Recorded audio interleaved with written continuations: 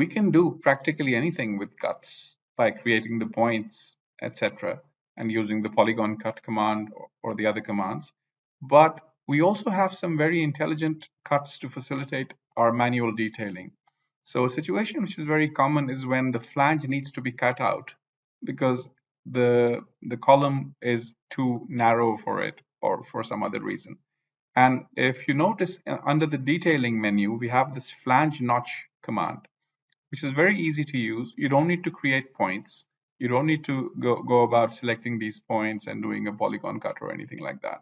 You just select the flange notch command, select your beam, and select a side of the, for example, the top flange, the right side. And the moment you do that, the right side will be notched out. Now I can continue doing it for the left side. I can continue doing it for the bottom right. I can turn it around.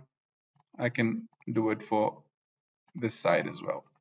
Now, the beauty of all this is that these cuts are little macros which you can modify and get your exact requirements as far as the depth of the cut and the length of the cut is concerned. So this saves a lot of time because notches are very common. And instead of using the normal polygon cut command, which we have over here, as we all know, but as we know, that one requires a lot of point creation. But this one is a simple macro which just asks us for two numbers, and then we can just use those two numbers to modify the cut as per our liking. If you were to open the cuts, the visibility of the cuts, we will see that 4 cuts have been created.